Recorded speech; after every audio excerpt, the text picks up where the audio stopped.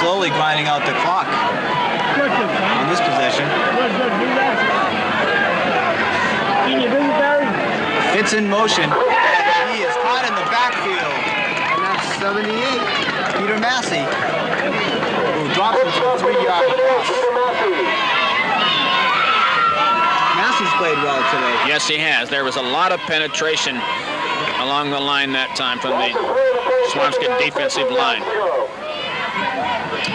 There were a couple of missed blocks, I would guess. And Proto comes out on this play, and the Marblehead number 12, Steve Spillane, is in the game. At quarterback, Marblehead takes time out. A little confusion on that play, Dave. I would just guess that Spillane is the better passing on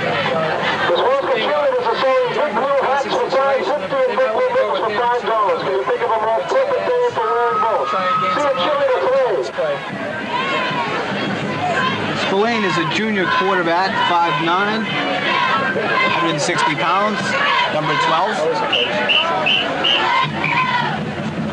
And he's in on second down. Marblehead has 18 yards to go for the first down.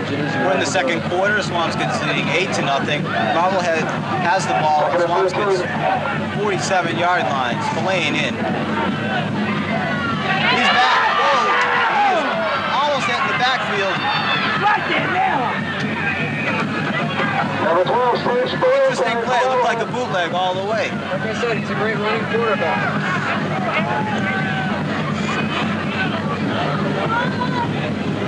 You're allowed one miss, Dave. And Marblehead tries to go with a quick set formation, but Big Blue calls timeout. They've been successful in the last few plays with a quick set run. Yes, I think that's what they're trying to do, is to get their offense moving before Swampscott's able to get their defensive play called and before they can make any type of adjustment. And Swampscott did the right thing. They weren't ready to go, so they used the timeout. You don't like to use timeouts, but you might need them later on, but better that than be lined up in an incorrect formation. Further update on some of the past Swampscott Marblehead Thanksgiving games. 1969 was a very exciting game for 8,000 stunned fans at Marblehead. Mike Lynch, who later went on to star at Harvard as well, kicked a 20-yard field goal into a stiff wind with 1:02 remaining on the clock to give Swampscott a 1-point victory, 15-14. Marblehead had led it 15-0 at halftime, trailing 14-12 on 15-12 on the. Marblehead led it 14-0 at halftime, trailing 14-12 in the fourth quarter. Swampscott's Rudy Police ran back a punt from zone 45 to the Marblehead 21.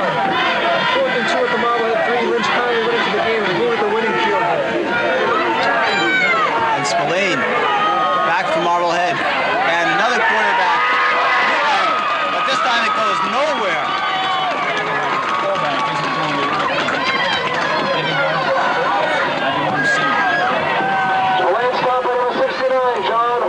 That was John Hogan in there once again to stop Spillane.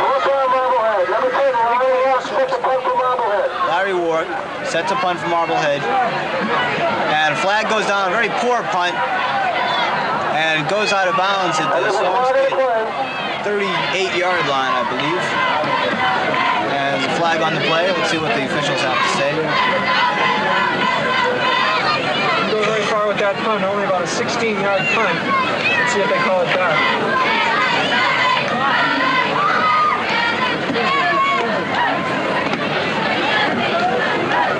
I'm sure they'll refuse that. Penalty refused, and Swampscott will take over. 1st and 10. Way back at Swampscott's 33-yard line. 8-0 here with 4:56 remaining in the first half. Swampscott in the lead. Swampscott's only touchdown came early in the first quarter. And since then, it's basically been back and forth, a couple of punts from each side. And Swampscott retakes possession at their own 33-yard line. Casey to Pittman, gets outside, got a little bit of running room, and knocked out of bounds by Stuart Woodrow. And also in there was Sean McHugh, number 57. I think they also got Coach Stan Bonilevich on that play also in the sideline.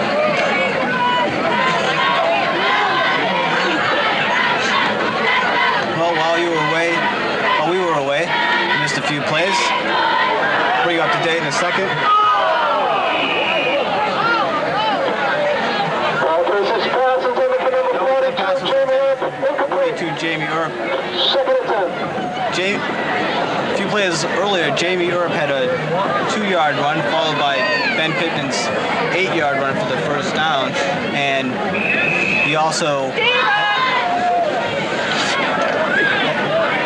had another 9-yard run. And now it's Swampscott, 3rd down and 1. Casey gives to Pittman. Check that. Matt Casey carrying the ball that time. First down for Swampscott, and that's the second first down for Swampscott in the second quarter. And on this possession, Swampscott going back to its running game and rather successful in this set of plays. Yes, they have. Penalties is what's slowed the game down for both teams.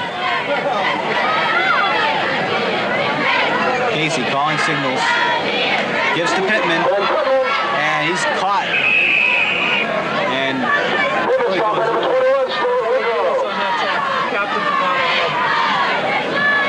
Gillis and Woodrow in there on the tackle, Marblehead. And 2nd and 9 for Swampscott. Officials timeout. And that was a 2-minute warning. 2 minutes left to play. That's a 2-minute warning. 2 minutes left in the half. Swampscott in the lead. 8-0. Say Ben Pittman is back in this game so far.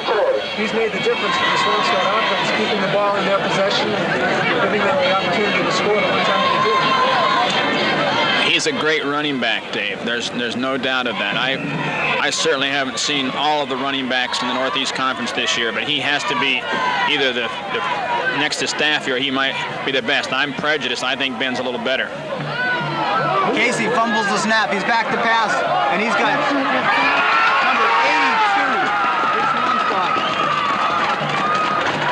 And that was Mark Garfinkel, senior end for Swampscott. And that's a first down, brings the ball. First down, Swampscott. Up to the Marblehead, 26. And I believe that's...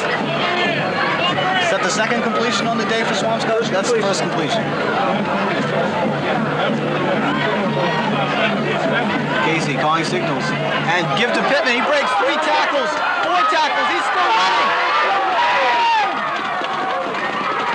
And he brings the ball very close to the Marblehead goal. excellent run by Pittman. He broke 3 or 4 tackles once. Absolutely. On the play before that, Steve, the reason for the completion of that pass, along with a good throw and a good catch, was the fact that the Marblehead defensive back relaxed when he saw the ball being fumbled and went up in the air, and he relaxed. And the offensive end was able to get about a 4 or 5 yard head start on him, and he wasn't able to catch up. You can't do that. Although it's done in the pro ranks too. The Marblehead defense just can't stop Pittman. He's been banging through tacklers throughout the entire first half of this game. Now they're on the verge of making it at least a 14-0 lead.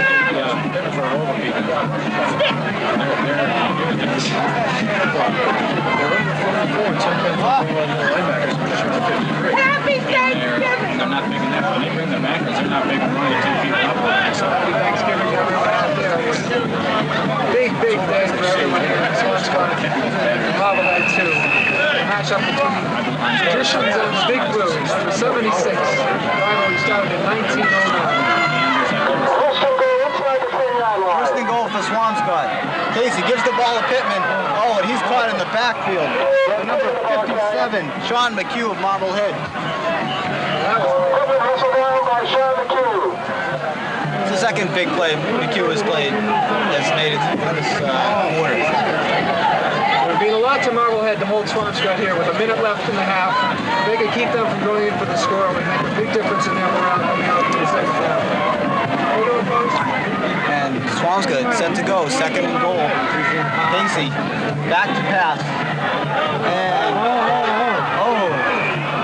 that pass was intended for Garfinkel again. And,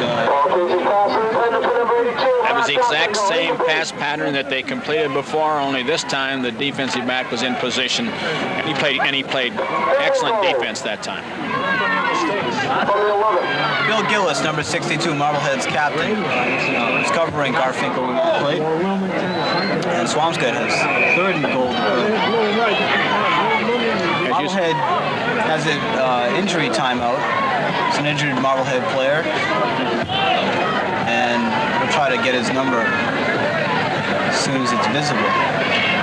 As you mentioned, Dave, before, that if they could hold him right here, it could make a tremendous change in the momentum coming out the second half. If they don't, they're going to have to play catch-up football, and that's sometimes very dangerous. It's 3rd and 11 with only 46 seconds left. 3rd and 11 yards to go for the touchdown in Swampscott. I would imagine they'll go right to Pittman again. What kind of call are you looking for on this play, Russ? Well, now you're putting me on the spot, but I just asked that question of Tom Beatrice down there.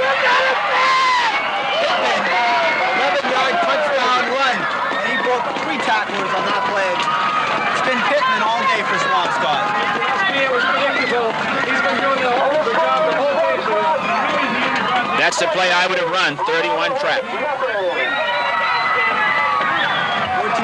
Swampscott as they score with 47 seconds remaining on the clock in the first half. And it's got to be a big boost for Swampscott to score right before they go into the first. They're going for the kick.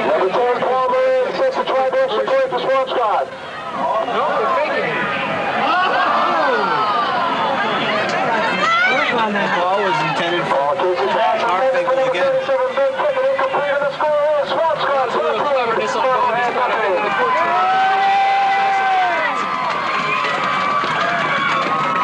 Swampscott has a real advantage at this point because Marblehead is going to be forced to play catch-up football, and they are not good at doing that because they are not really an offensive team this year.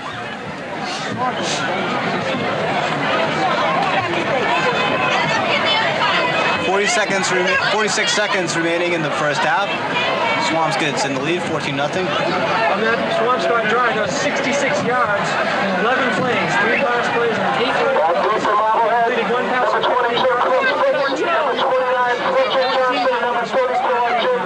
46 seconds left. Number 78, Peter Massey is set to kick off the Swampscott. Michael's anniversary was Monday. Really? Diana's anniversary was Monday. And still fans are filtering into Bloxage Field. Just a beautiful day for football, and we wish everyone a happy Thanksgiving. It says something about high school football and people who come down here this morning to watch this game. Fumbled by Fletcher Johnson, but Marblehead regains possession. Chris Spitzko on the ball.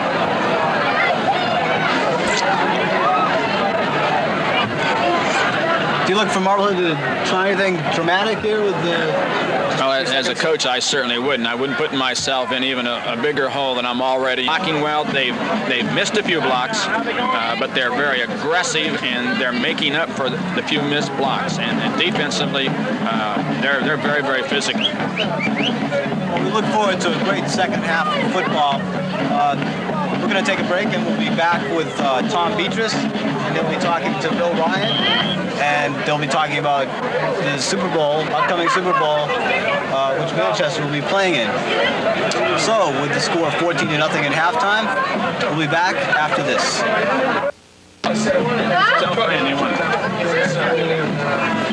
Well, let's get Beatrice on here, too, will we? Yeah, they're going to do all of you. How about the play-by-play here? My father just said, You're going to do the play-by-play, coach? No.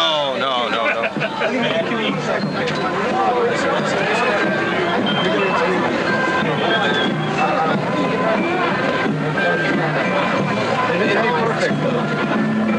Hey, what's up? All right, good to see you. Want to see Dad down in the yard? great. I have new roommates now. Is that good? Yeah, it's great. I never did it that way. Yeah, I have a huge apartment space. Good. What do you do? Yeah, that's Okay, good. looks good. I like it too. Where's Alan? He's not in the game. So, what do you want to do? Hey, listen, let's interview Beatrice. That's the thing to do. He hasn't been on yet. Hey, Thomas, any scores happening in the other games? You interview Beatrice tonight. You do the interview. Introduce. No, you don't need me. Interview Beatrice and Ryan. Okay? All right. These two guys right here. What do you have to do? Emotional stuff here, I think. Keep it. We're here at halftime with Tom Beatrice, former Swampscott player, and Bill Ryan. Tom, how do you assess the game so far? I think Swampscott has done a great job of running the football. They pass selectively. If they hadn't been open, they completed one big pass for 15 yards. Pittman has been doing a great job breaking tackles at the line of scrimmage, running very strong. And just about set for the second half kickoff. And it's a short kick. Picked up by Cassidy on the run. And he brings it out to his 34-yard line. Definitely dominated on the scoreboard and down on the field. They had it for 20 minutes. Got sacked the Marblehead quarterback 3 times, twice by John Hogan. No sacks from Marblehead. On passing, Swampscott was 1 for 4, 15-yarder by Casey, and Marblehead completed the one pass they threw for 12 yards. Ben Pittman's the leading rusher in the game so far with 68 yards. Swampscott's made 6 first downs, Marblehead 2. 14-0 Swampscott lead. And Casey gives to Pittman his first play. And he reverses himself and picks up about 4 yards on the play. Nice reversal, Russ. That was an outstanding job of carrying the football. I just can't say enough about Ben Pittman. I'm a little bit prejudiced because I did coach him, of course, last year, but he was hit at the line of scrimmage, or even in backup, Dave, Steve, and he was able to pick up 3 or 4 yards. And by the clock, it says 2nd down and 7. Casey calling signals. Give it to Earp. He's got a little daylight, and he breaks 2 tacklers. He breaks the 3rd tackler, and he's all the way up to the Marblehead 40-yard line.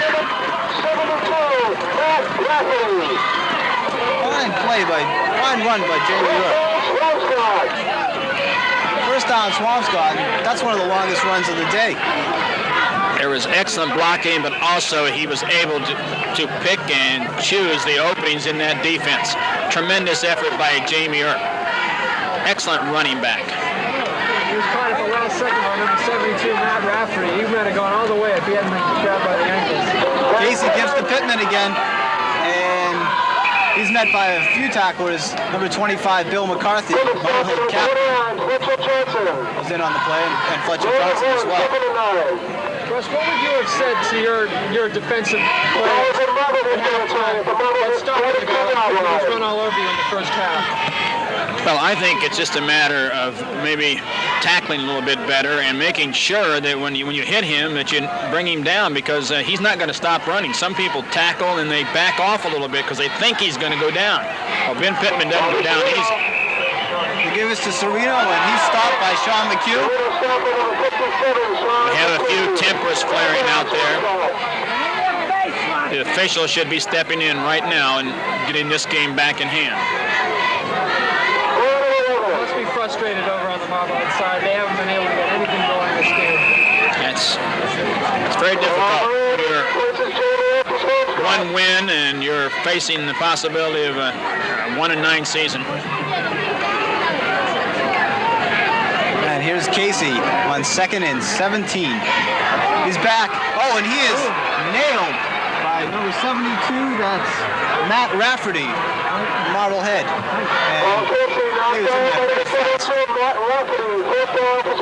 Rafferty stepped in there, and he's fired up now. He's been in the last couple of big plays for the Marblehead defense. Swampscott's Roger Baldacci is in to kick it again. Rafferty didn't start for Marblehead. It looks like they are. Baldacci has 2 punts today, one for 25 yards, one for 23 for a 24-yard average. It's a low snap, but he gets it away anyway. Kind of a short punt, and takes a Marblehead bounce.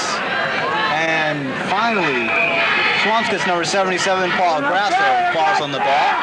And Marblehead regains possession at their own 37-yard line. Marblehead has good field position here, Steve.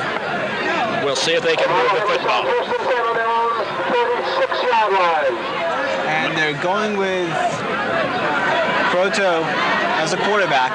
Spillane was in earlier for a couple of plays, but they're going back with Proto. Proto to Chris Fitz. He has a few yards, and he bursts up the middle, and he's close to the first down. They've been keeping Fitz out of the plays up until now, and I can't see why, because he's been their top running back. He just showed it right there. I think that's a good 10 yards on that play. And I think that might have been his first carry. It was a nice run and good blocking. Fitz has been a workhorse all year for the Marblehead squad. Proto. Right there!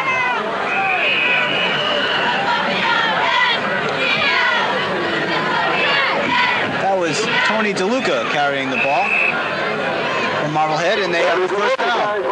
It would appear that Marblehead has made up their mind to run power off tackle, because the first 2 plays this second half had been an off tackle left and an off tackle right.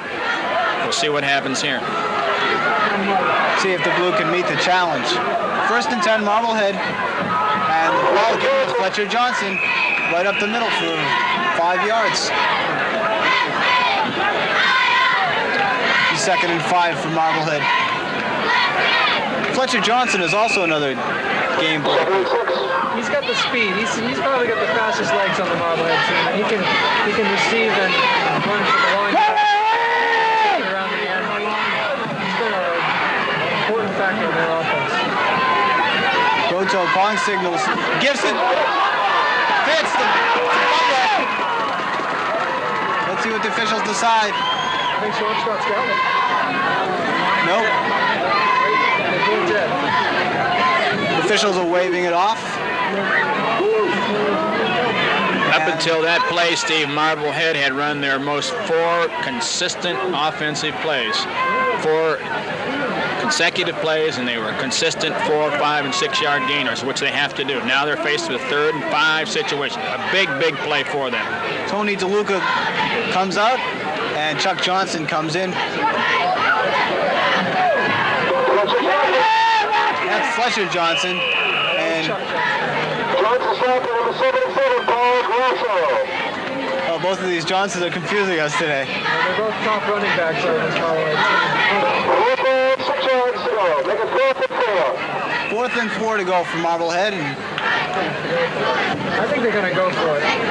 nope, Larry Wark is coming into the game. And they're going with a quick set formation ever since the end of the first half. They're continuing with it. And Wark gets off another fair punt. And it looks like it goes out at the Swampscott. They're calling it right around the 19-yard line. It'll be 1st and 10 for Swampscott at the 19. 26-yard punt for Larry Wark that time. He's been getting him over 20 just about every time. Marblehead had a first down and a pretty good opportunity to do something with it, but they couldn't convert on the big 3rd down play. The fumble definitely hurt them.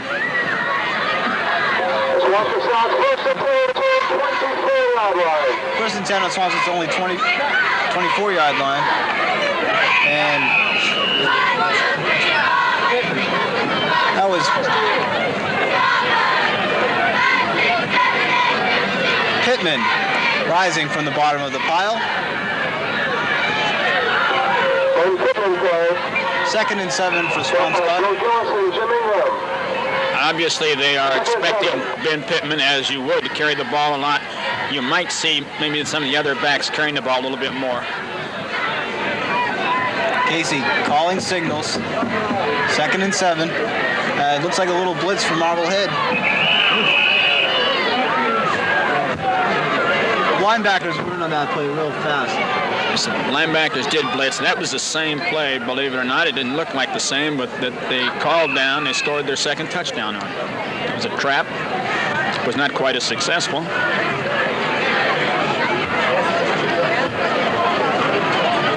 So it'll be 3rd down, 7 yards to go for Swampscott. They're back deep in their own territory. They give this to Pittman, and he's stopped by a gang of Marblehead tacklers. He's still on his feet, though. Oh, and Jamie Europe has to be pulled away by one of the officials. Ron McHugh is the one who grabbed Pittman that time and just wouldn't let him go. Baldacci in again to punt for Swampscott. March 57. Marblehead defense is finally doing what they've been doing well all year, which is stopping them on the run. Looks like Swampscott wants a timeout.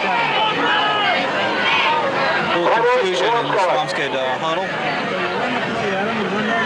I think the emergence of Jamie Earp as a running back in the Danvers game and in the first half of this game has probably made the difference in the football game, along with, of course, we all know what a great running back Ben Pittman is. I'm kind of surprised that Jamie Earp has not been running the ball more this 2nd half. I think it would take some pressure off Ben, and Ben would be able to make better gains, and I think Jamie might be able to break one here. But I think Earp and Pittman have been consistent all year in the backfield for Swampscott.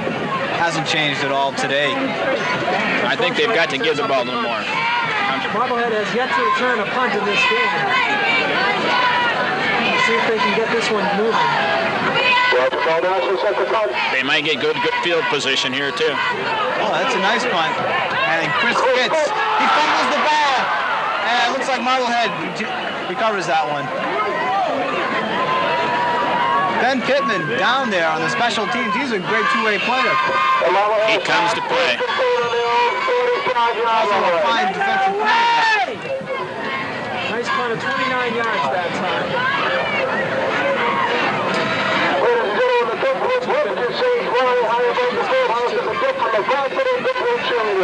Marblehead has good field possession again, and see what they can do. Proto brings up his squad.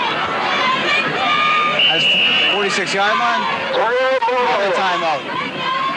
It looked like Proto didn't like what he saw in the blue formation there. They might have possibly have seen some type of a defensive alignment that they were not familiar with. And again, you don't like to waste your timeouts, but it's better than to run a play against a poorly, called, not a poorly called defense, a poorly called play against a defense that's going to stop you for no gain. And they're getting close here, Steve, to what you call 4-down territory. When you get on the plus side of the 50, you now have those 4 downs to make that 10 yards. Whereas in this position, you're still in 3-down territory. They make a first down here. It could make a big difference in Marblehead's offense.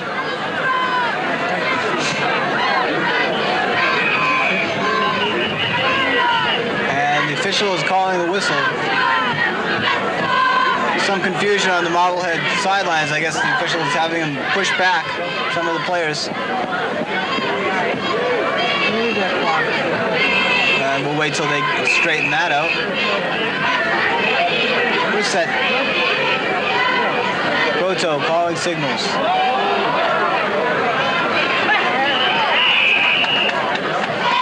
I didn't see a flag thrown on that, but it sure looked like some really good motion on Swampscott's side. That was Matt Casey anticipating that play. I think he might have been offside. Can we look at the instant replay there, Steve and Dave? Not yet. I think we'll see that in about 5 Thanksgivings from now, Russ.